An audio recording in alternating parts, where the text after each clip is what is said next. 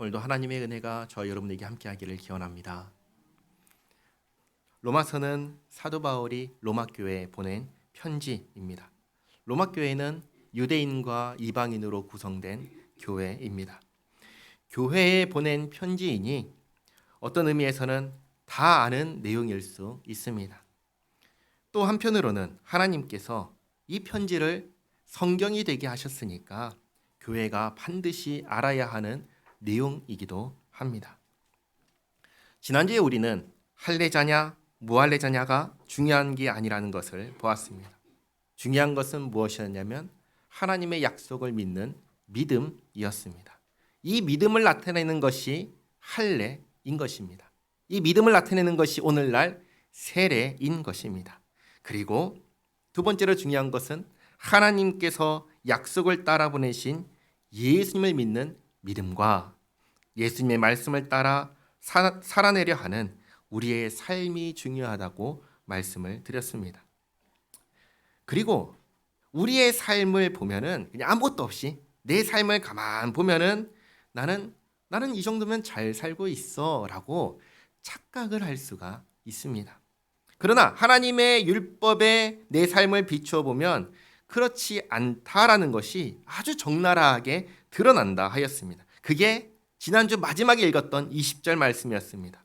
율법으로는 죄를 깨달음이니라. 저는 가끔 이런 생각을 합니다. 뮤지컬이나 어떤 극장 혹은 어떤 공원, 놀이동산 같은데 들어갈 때 반드시 입구에서 무언가를 받습니다. 뭘 받죠? 입장권을 받습니다. 그게 있으면 들어갈 수 있고 없으면 못 들어갑니다. 그렇죠? 그러니까 입장권은 하나의 선입니다. 선을 딱 그어놓고 있으면 들어가고 없으면 못 들어가는 이 상황을 가끔씩 생각합니다. 율법이 마찬가지라는 것이죠. 율법을 지키면 그러면 문제가 없고 율법을 지키지 않으면 그러면 죄가 있다. 그러니까 율법이 딱 기준이 되어서 율법을 따랐으면 죄가 없고 율법을 따르지 못했으면 죄가 있다. 여기에 대해서 그 누구도 반론을 할 수가 없습니다. 어떠한 핑계, 어떠한 반론 허용되지 않습니다. 질문은 한 가지지요. 하나님 말씀 지켰냐, 지키지 않았냐. 그래서 율법에 비추어 보면 나 자신을 보면 나는 율법을 지키지 못했고 그래서 나는 죄인이라는 것이 너무나 명백하게 드러나는 것입니다. 그리고 율법에 없는 기능이 하나 있는데 그게 뭔지 아세요? 율법에 없는 기능. 그건 뭐냐면 죄인을 의인이 되게 하는 기능은 없습니다. 율법은 그저 죄인이냐 아니냐만 가르는 기준이 됩니다. 여기서 한 가지 죄에 대해서 한번 짚고 넘어가겠습니다. 죄란 무엇일까요? 죄는 무엇입니까? 네 가지로 이렇게 말씀을 드리겠습니다. 첫째로 죄는 하지 말아야 하는 것을 하는 것이 죄입니다. 하지 말아야 되는 것을 하는 것. 하지 말아야 되는 게 뭐냐? 예를 들면 강도, 살인, 도둑질, 간음 같은 것. 하지 말아야 되는데 하는 것. 이것이 죄다. 두 번째로 해야 하는 것을 하지 않는 것이 죄입니다. 예를 들면 부모님을 공경하는 것, 이웃을 사랑하는 것. 해야 되는데 하지 않으면 이것은 죄다. 셋째로 나쁜 마음이나 나쁜 생각을 하는 것도 죄입니다. 예를 들면 교만, 탐심, 미움, 질투 같은 것들이죠. 그리고 마지막 네 번째가 가장 큰 죄인데 하나님을 하나님으로 믿지 않는 것이 가장 큰 죄입니다. 이것들이 다 어디에 있는 내용이죠? 율법에 있는 내용입니다. 이 기록된 율법이 없는 이방인들은 하나님께서 어떻게 율법을 주셨죠? 그 마음에 새겨 주셨습니다. 모른다고 할 수 없는 내용들입니다. 그렇다면 이것을 비춰 볼 때, 이러한 것들에 비춰 볼 때 나 자신은 어떤 사람입니까? 네, 한번 이렇게 생각해 보시기 바랍니다. 이런 사람이 있다고 생각해 보세요. 하루에 지금 네 가지 카테고리로 죄를 말씀드렸는데 이 중에서 하루에 한 가지만 죄를 범하는 사람이 있다고 생각해 보시기 바랍니다. 하루에 하나만 죄를 범하면 그 사람은 대단한 사람 아닐까요? 어떤 사람이 이렇게 말하더라고요. 그런 사람은 걸어다니는 천사와 같은 사람이라고. 하루에 하나만 죄를 범하니까. 그런데 하루에 죄를 하나만 범해도 한 달이면 30번 죄를 범한 겁니다. 1년이면요. 365번 죄를 범한 겁니다. 10년이면요. 3650번입니다. 우리가 80년 산다고 하면 몇 번이겠습니까?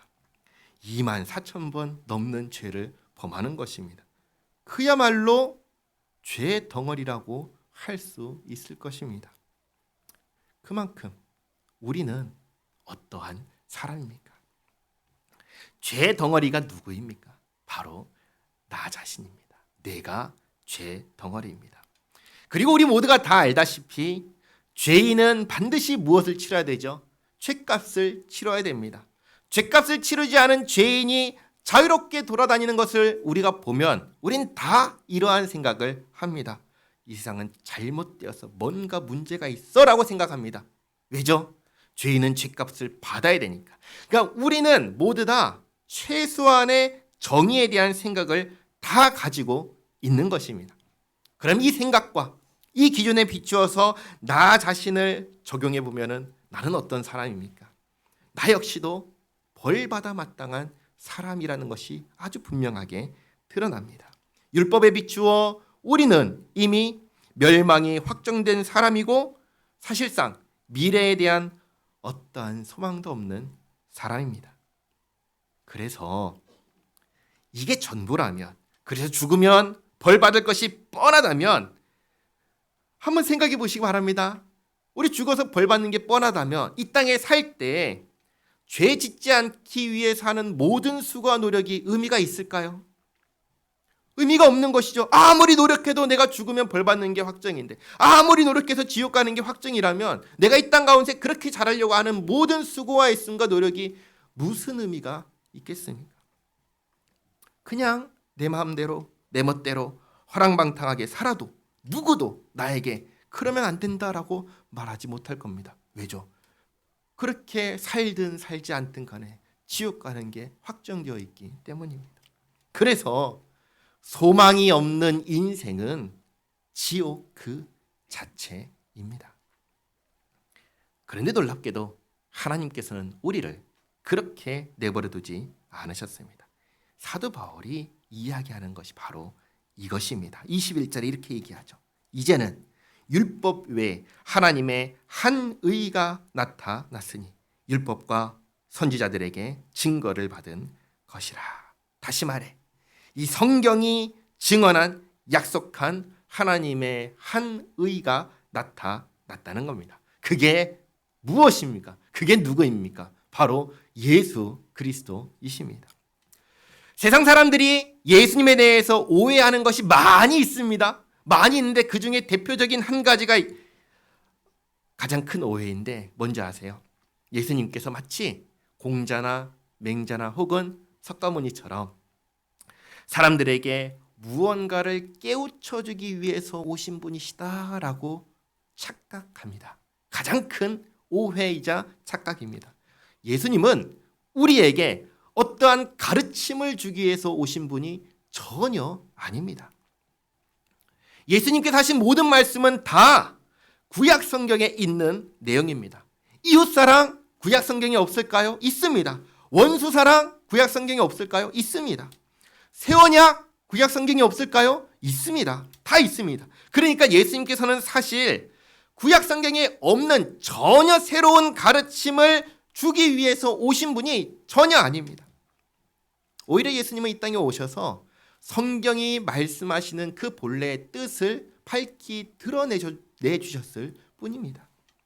그러면 예수님은 어떤 분이시냐? 우리를 가르치기 위해서 오신 성자, 성인, 성현, 본받으다 하신 그런 분이 아니라면 예수님은 도대체 어떤 분이시고 왜 오셨는가 했을 때 예수님은 어떤 분이시냐면 우리를 구원하기 위해서 오신 구원자이십니다. 예수님은 구원자이십니다. 세상 사람들이 얘기하는 모델, 좋은 귀한 가르침을 전하신 분, 그게 아니라 구원하기 위해서 오신 구원자가 바로 예수 그리스도이십니다. 바다에 빠진 사람을 건져낼 때 그 사람에게 무엇을 배우라고 하나요? 무엇을 해야 된다고 하나요? 그런 말 하지 않습니다. 왜 하지 않지요? 바다에 빠진 사람은 아무것도 할 수 있는 것이 없기 때문입니다. 그래서 구원자가 와서 그냥 건져내주는 것입니다. 마찬가지로 예수님께서 우리를 구원하기 위해서 오셔서 우리에게 구원을 받기 위해서 이것을 해라 저것을 해라 하지 않으셨습니다. 예수님께서 말씀하신 것 우리에게 딱 한 가지입니다. 내가 너를 구원하기 위해서 왔으니 나를 믿어라. 이게 전부입니다. 그래서 22절에 이렇게 말씀하시죠. 곧 예수 그리스도를 믿음으로 말미암아 모든 믿는 자에게 미치는 하나님의 은이 차별이 없느니라.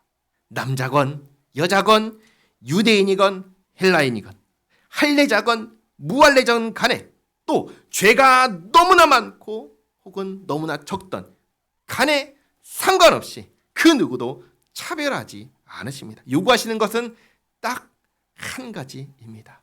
뭐죠? 나를 믿느냐. 그런데 이것은 정말 최소한의 기준입니다. 한번 생각해 보시기 바랍니다. 내가 너를 구원하기 위해서 왔는데 최소한 나를 믿어야 할 거 아니겠습니까? 구원하기 위해서 왔는데 믿지 않고 의심한다고 생각해 보시기 바랍니다. 나를 믿으라고 손 내밀고 내가 구덩이에 빠진 너를 건져줄게, 끄집어내줄게, 내 손 잡아 하는데 팔짱을 딱 끼고 맞아? 진짜야? 하면서 의심하고 믿지 않으면 손 내밀지 않는다고 생각해 보시기 바랍니다. 그런 사람을 어떻게 구원할 수 있겠습니까? 물론 이런 질문을 할 수 있습니다. 내가 어떻게 당신을 믿을 수가 있습니까? 내가 당신을 믿을 수 있도록 나에게 증거를 주십시오 라고 말할 수는 있을 것입니다. 예수님께서 구원자시라는 증거가 있습니까? 있습니다. 무엇이죠? 십자가입니다. 예수님의 십자가입니다.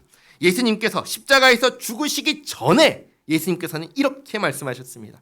내가 고난을 받고 십자가에 달려 죽을 것인데 3일 만에 다시 살아날 것이다. 이 말씀을 하셨습니다. 마태복음 20장 17절에서 19절까지 말씀 같이 읽겠습니다. 예수께서 예루살렘으로 올라가려 하실 때 12 제자를 따로 데리시고 길에서 이르시되 보라 우리가 예루살렘으로 올라가노니 인자가 대제사장들과 서기관들에게 넘겨지매 그들이 죽이기로 결의하고 이방인들에게 넘겨주어 그를 조롱하며 채찍질하며 십자가에 못 박게 할 것이나 제3일에 살아나리라. 아멘. 이렇게 예수님께서는 십자가에서 죽기 전에 자신의 죽음을 말씀하셨고 그리고 죽은 지 3일 만에 다시 살아날 것을 말씀하셨습니다. 그리고 이것이 증거라고 하셨습니다. 요한복음 2장 18절에서 22절까지 말씀 또 같이 한번 읽겠습니다. 이에 유대인들이 대답하여 예수께 말하기를 내가 이런 일을 행하니 무슨 표적을 우리에게 보이겠느냐. 예수께서 대답하여 이르시되 너희가 이 성전을 헐라 내가 사흘 동안에 일으키리라. 유대인들이 이르되 이 성전은 46년 동안의 지었건을 내가 3일 동안에 일으키겠느냐 하더라. 그러나 예수는 성전된 자기 육체를 가리켜 말씀하신 것이라. 죽은 자 가운데서 살아나신 후에야 제자들이 이 말씀하신 것을 기억하고 성경과 예수께서 하신 말씀을 믿었더라. 아멘. 예수님께 표적을 구합니다. 증거를 구하는 사람들에게 예수님께서 이 성전을 헐라고 하셨습니다. 성전을 헐면 내가 3일 동안에 다시 일으키겠다고 하셨습니다. 그 말씀을 듣자 사람들은 눈에 보이는 저 성전을 생각했습니다. 이 성전은 46년 동안 지었는데 어떻게 3일 동안에 다시 일으킬 수 있느냐 이렇게 얘기했습니다. 그런데 그때 예수님께서 말씀하신 성전은 눈에 보이는 성전이 아니라 자기 몸을 가리킨 거였습니다. 왜 자기 몸이냐?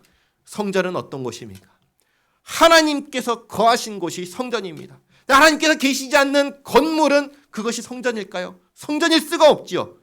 이때 참 성전, 하나님의 영이 거하신 성전은 어디 있습니까? 눈에 보이는 건물입니까? 아니죠. 여기 계신 예수님의 육체가 성전이었습니다. 그래서 예수님은 자기 몸을 가리켜서 성전이라고 말씀하신 것입니다. 예수님께서 이 육체를 너희가 허물면 죽이면 그러면 내가 이 육체를 3일 만에 다시 일으키리라 라고 말씀하신 것입니다. 그리고 이것이 표적이다 라고 하신 것입니다. 그러니까 예수님께서 구원자시라는 증거는 이미 2000년 전에 분명하게 보여주신 것입니다. 십자가에서 죽으시고 이 세상 모든 사람들이 십자가에 달렸을 때 다 어떻게 됐냐면 죽었죠. 예수님께서 십자가에 달리시고 죽음으로 끝난 것이 아니라, 그리고 또 세상 사람들이 말하는 것처럼 그 사람이 죽어도 그 사람을 내가 기억한다면, 내가 그 사람을 잊지 않는다면, 그 사람을 기억하는 내가 있는 동안, 그 사람을 기억하는 사람들이 있는 동안 기억 속에서 살아난다라는 식의 부활이 아니라 아주 분명하게 육체를 가지고 살아나셨습니다. 제자들이 이걸 봤지요.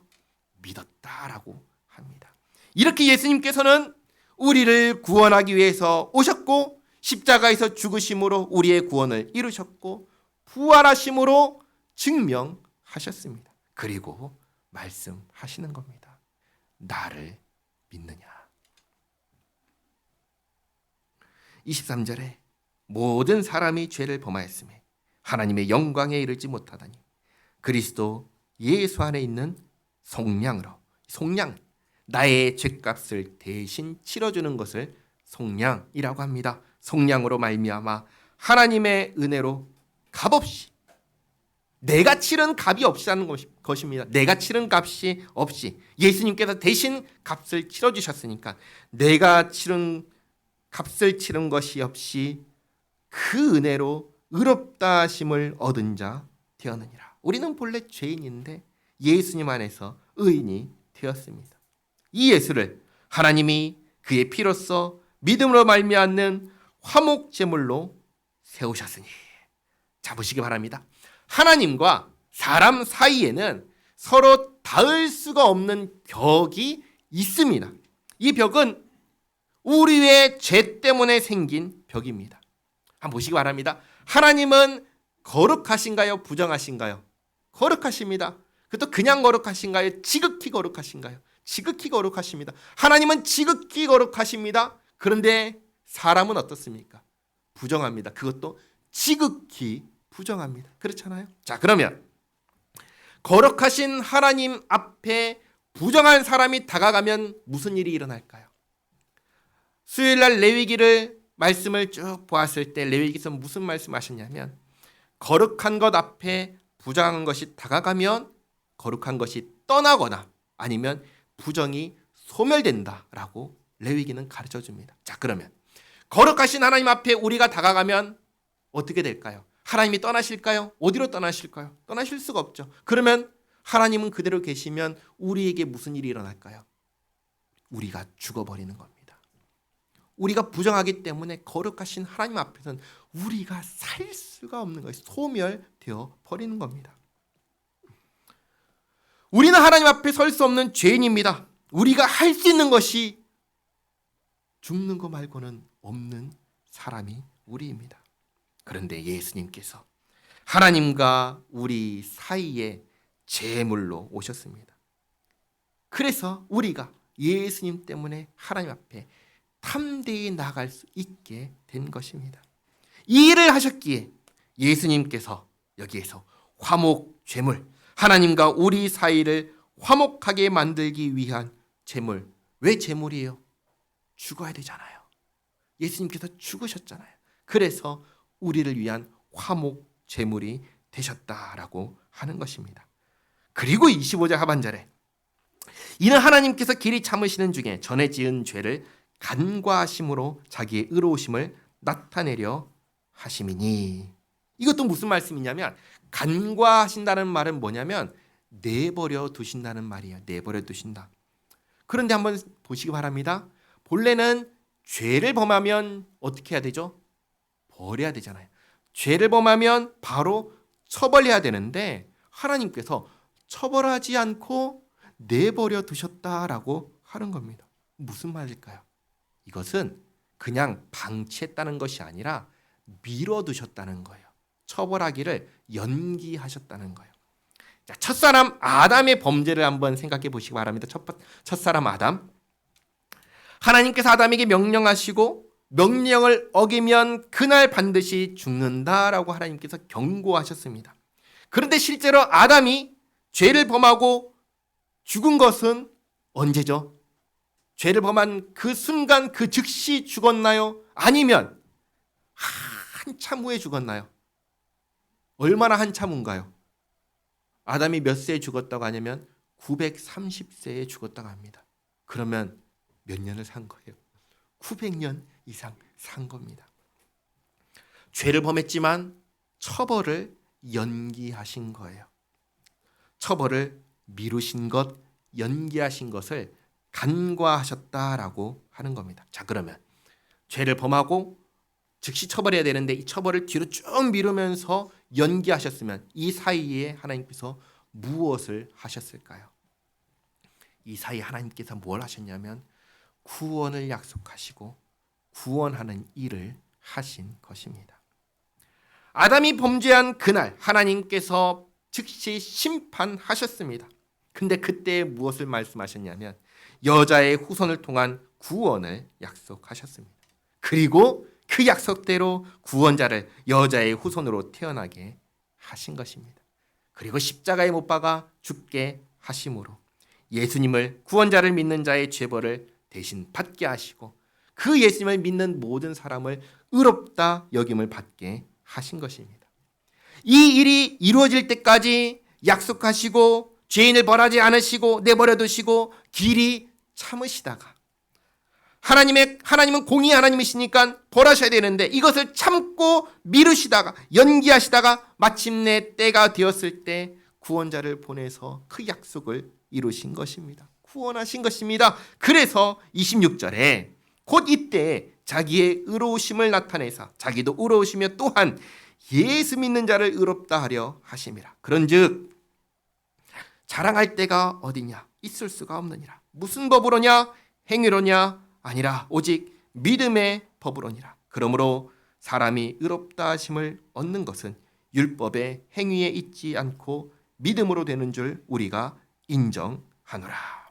우리의 구원은 우리를 구원하러 오신 예수님을 믿는 것으로 이루어집니다. 앞에서 말씀드렸다시피 하나님께서 우리에게 요구하시는 것은 구원자를 믿는 것, 구원자를 신뢰하는 것이지 그 다른 어떤 것이 아닙니다. 29절 하나님은 다만 유대인의 하나님이시냐 또한 이방인의 하나님은 아니시냐 진실로 이방인의 하나님도 되시느니라. 할례자도 믿음으로 말미암아 또한 무할례자도 믿음으로 말미암아 의롭다 하실 하나님은 한 분이시니라. 자, 그리고 중요한 말씀입니다. 31절 그런즉 우리가 믿음으로 말미암아 율법을 파기하느냐 그럴 수 없느니라. 도리어 율법을 굳게 세우느니라. 아멘. 이 말씀을 우리가 기억해야 합니다. 예수 믿는 우리는 율법 없이 사는 사람들이 아닙니다. 다르게 말하면 우리는 결코 허랑방탕하게 사는 사람들이 아닙니다. 왜냐하면 잘 보시기 바랍니다. 하나님의 나라는 법이 있을까요? 없을까요? 법이 있습니다. 하나님의 나라는 질서가 있을까요? 없을까요? 질서가 있습니다. 이것을 보여주는 것이 뭔지 아세요? 바로 창세기 1장, 2장에 나오는 에덴 동산입니다. 에덴 동산의 중앙에 두 그루의 나무가 있었습니다. 하나는 생명나무, 하나는 선악을 알게 하는 나무입니다.